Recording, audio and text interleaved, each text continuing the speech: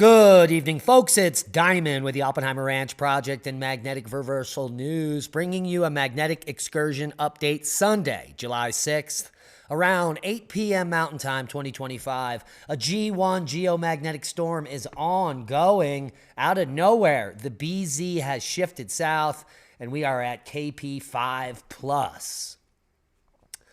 Tropical news. Tropical storm Chantal, now a depression as it moves onshore. Flooding rains happening currently in the Carolinas, and the death toll rises in Texas. Keep calm. It's boom time. At least 80 dead in catastrophic Texas floods as governor warns of more rain to come. At least 80 people have died in connection with the flash floods that struck central Texas early Friday, according to officials. The toll includes at least 28 children in Kerr County, where 10 girls and one counselor from Camp Mystic are still unaccounted for. And many survivor stories are coming out. And take a look at the flood levels on that wall. We do have some footage of some successful rescues happening. So people are being saved still. And you can follow us over at Oppenheimer Ranch Project at Diamond the Dave for updates, breaking news all day. Here is aerial footage shared by the Texas Parks and Wildlife.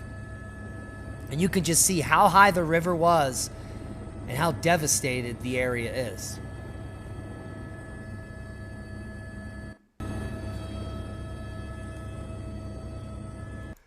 Now, don't let the mainstream media claim that this has something to do with cow farts. This type of flooding has occurred time immemorial in the Guadalupe River Valley. And what we're going to be looking at here is the last time it flooded this way was also in July. It was July 17th, 1987. And kids at camp died during that flood. Let's take a look. The Texas Hill Country is famed for its breathtaking scenery. All right, here we go. The worst floods along the Guadalupe River in the Hill Country, other than today's, also happened in July. It was back in 1987 when 10 summer campers died during a flash flood. Here's more from KVU's Bob Buckaloo. July 1987, along the Guadalupe River near Comfort, Texas. Teenagers trapped in trees after a wall of water washed them away. It happened when a caravan of buses was trying to escape from a church camp through a low water crossing after an overnight storm. When their bus stalled, they formed a human chain to try and walk out, only to have a wall of water scatter them into the raging river. Throughout the day, DPS and Army helicopters and the news chopper from San Antonio's Ken's TV rescued dozens of teens and adults stranded in trees.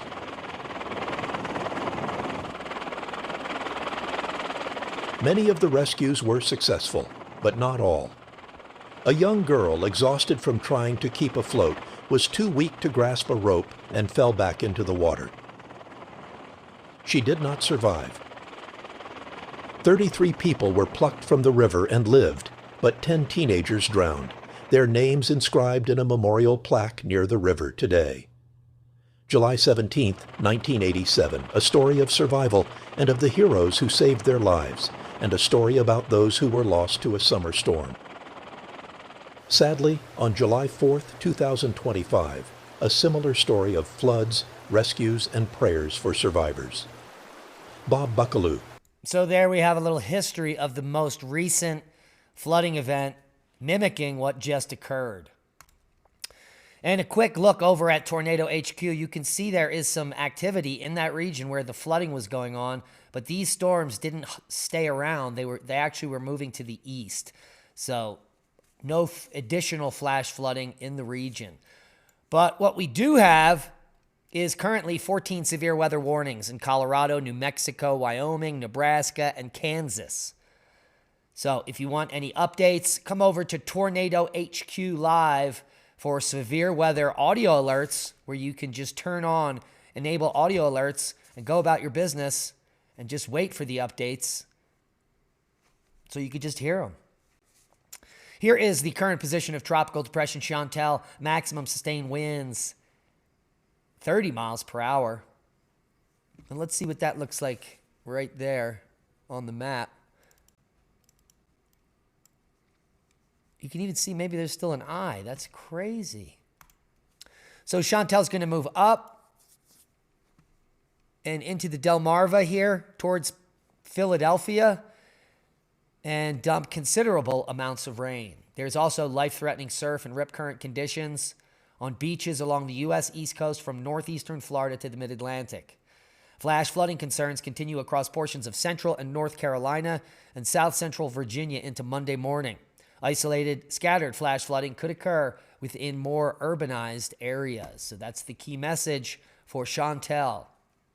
And a quick look at the smoke map. Take a look at how much smoke is up in Alaska. They're getting choked out there by all those fires. Hopefully some precipitation is on the way. The U.S., the entire eastern half, has some type of smoke, so you're going to be seeing some pretty sunsets for quite some time. And now the full forecast.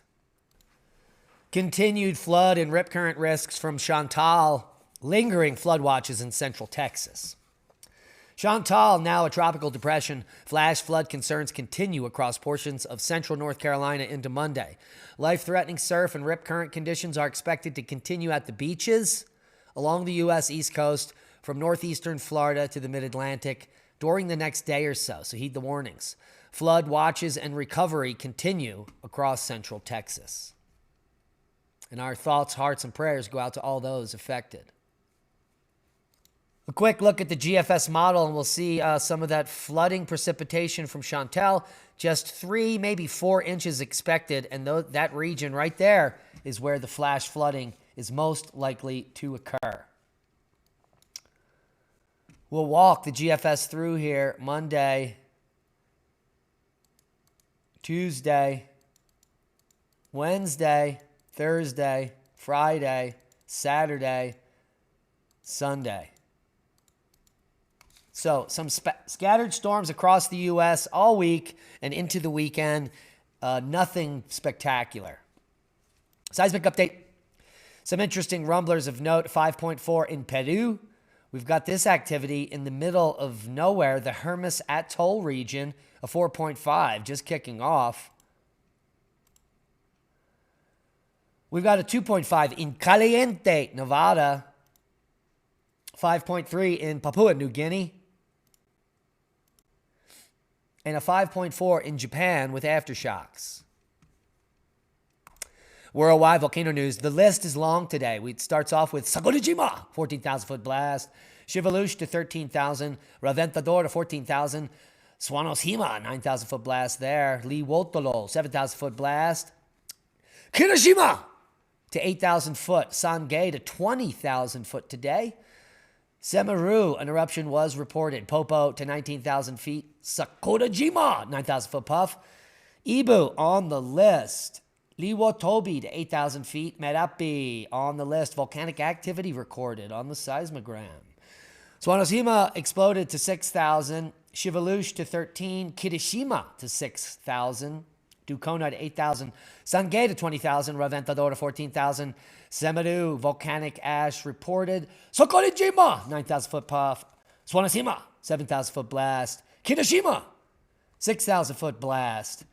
Ibu to 7,000. And the list goes on. Raung to 14,000. And wrapping up the list, finally, Raventador to 14,000 foot. Whew. What a list. And what a surprise. Geomagnetic storm tonight. Maybe a good night for aurora watching for those up in Canada. Take a look at that aurora potential lighting up the north. We're now at KP5 plus. Some stations are above KP5. And this is all Care 2, well, space weather. The BZ shifted south and stayed there, and that's driving plasma speed up. And geomagnetic storming is happening. Let's see what SolarHam has to say about this. An enhanced solar wind stream containing a south-pointing BZ is currently moving past Earth. Minor G1 geomagnetic storm is being observed. So if it's dark in your region, get out and look up.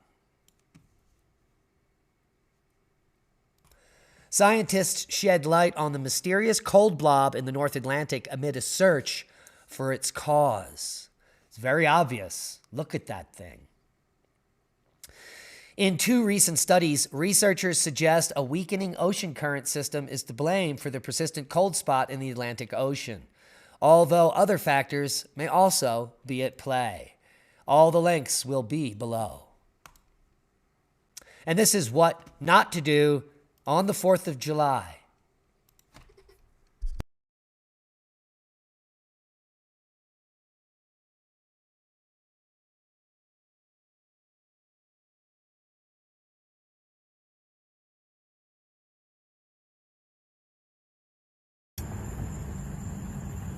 Stop moving. Hold it up. Hold it up. Hold it up. Legend, come here. Come here. Stop moving. Hold it up. Hold it up. Hold it up. Legend, come here. Come here. Oh, shit, Legend. Legend.